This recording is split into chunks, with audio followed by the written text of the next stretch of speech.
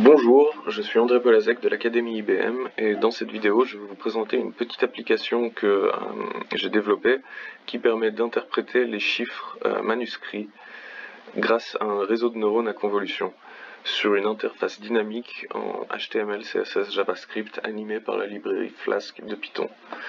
Donc voici une petite présentation de l'appli finie. Comme nous pouvons le voir ici, il y a un petit canevas où il est possible de dessiner. Le dessin est ensuite envoyé au modèle qui l'interprète et nous renvoie le résultat avec sa certitude. Ce modèle donc a été créé grâce à la librairie Keras, qui est basée sur la librairie TensorFlow de Python.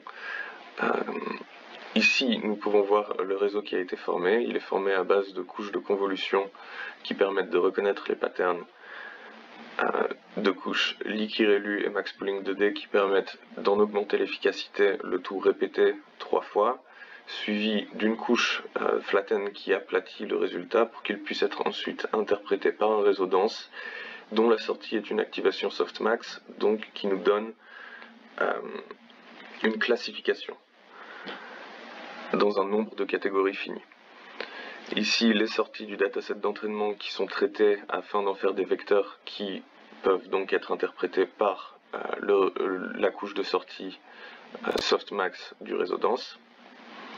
Le traitement des inputs afin d'augmenter l'efficacité du réseau de neurones. Ici, les différents checkpoints qui permettent d'enregistrer le meilleur modèle. La compilation du modèle. Ici, nous pouvons voir l'architecture du modèle avant qu'il soit entraîné. Le dataset est ensuite découpé en dataset d'entraînement et dataset de validation. Et ici, l'entraînement est lancé.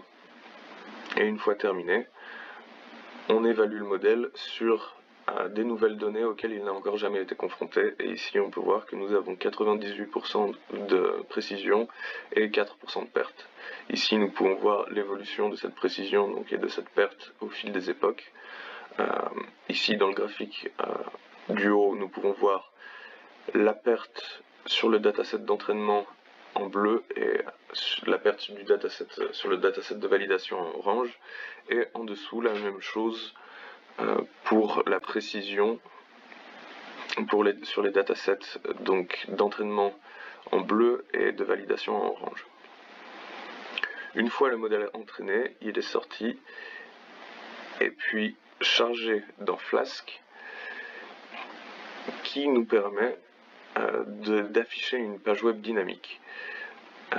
Ici, nous pouvons voir la page d'accueil, la procédure afin de faire une prédiction à partir d'une image, et ici, la procédure qui permet de récupérer la matrice qui a été dessinée afin de la traiter et puis d'en faire une prédiction.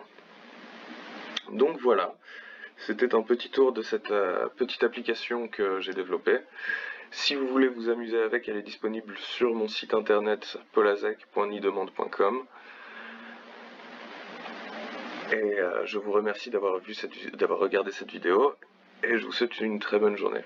Au revoir.